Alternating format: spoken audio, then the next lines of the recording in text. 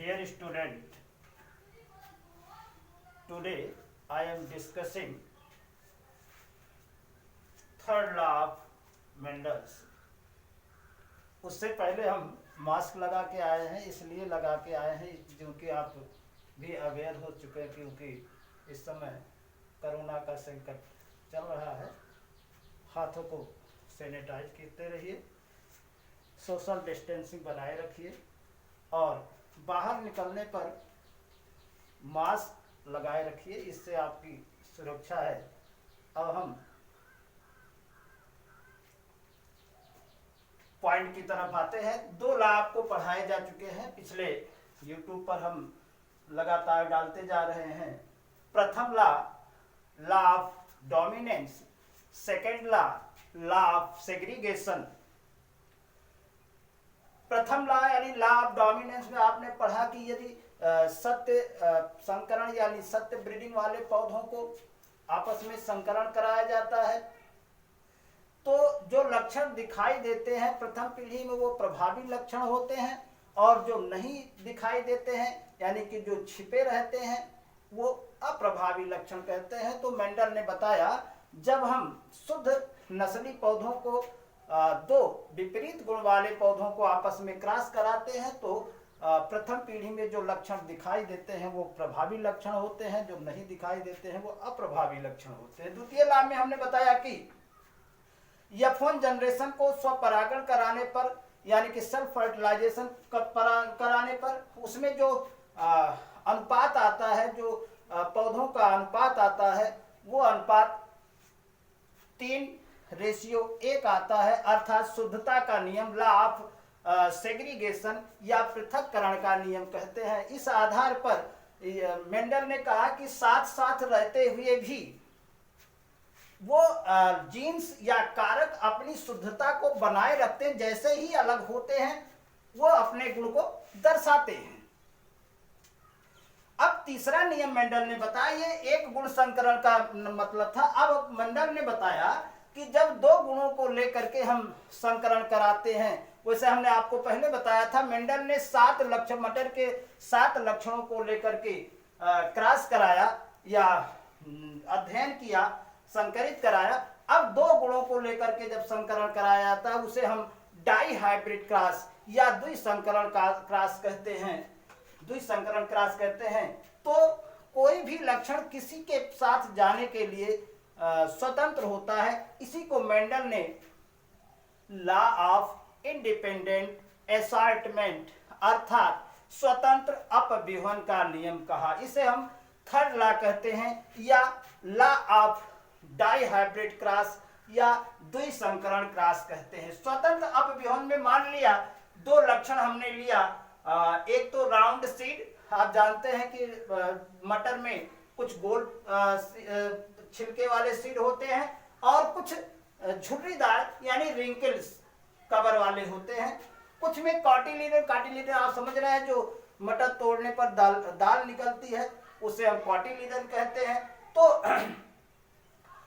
Yellow cotyledon और इधर green cotyledon आप देखते हैं कुछ मटर में हरी दाल निकलती है। तो दो लक्षणों को लेकर के क्रॉस कराया मेंडल ने। प्रथम राउंड सीड येलो कॉटिलीडन, उसका विपरीत लक्षण ग्रीनकिल सीड और ग्रीन कॉटिलीडन।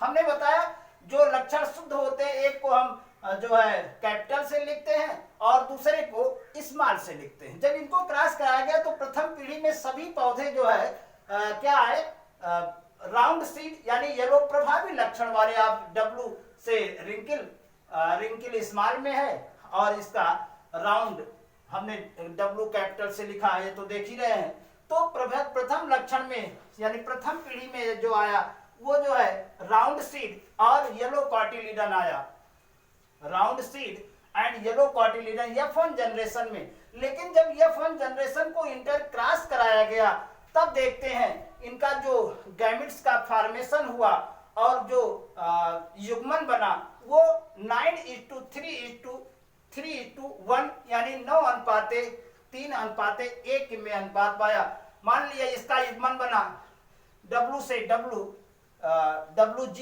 यानी कि राउंड ग्रीन, फिर राउंड क्या राउंड ग्रीन, फिर रिंकिल येलो एंड रिंकिल ग्रीन। तो इस आधार पर एक को मेल मान लिया गया, क्रॉस कराया गया, एक को फीमेल मान लिया गया। ये WG यानी येलो ग्रीन, और येलो ग्रीन से क्रॉस कराया गया तो पहला आ गया येलो ग्रीन, नहीं राउंड येलो आ गया।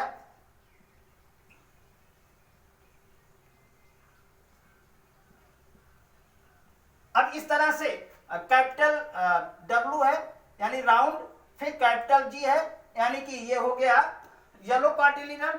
तो इसमें आप देख रहे हैं जो राउंड और येलो कॉटिलीडन वाले हैं 1 2 3 4, और यहां से देखें तो ये भी जो है राउंड सीड और येलो कॉटिलीडन है, ये भी देखें राउंड सीड येलो कॉटिलीडन है, फिर यहाँ पर राउंड सीड और येलो कॉटिलीडन है।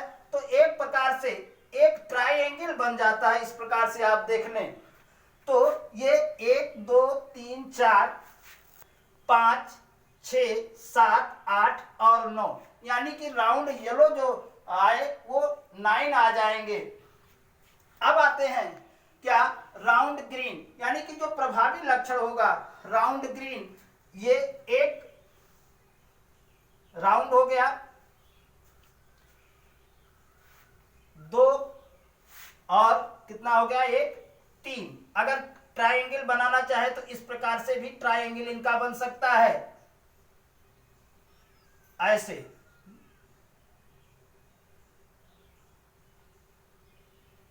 तीन इस प्रकार से, और 3 ये बन गए आपके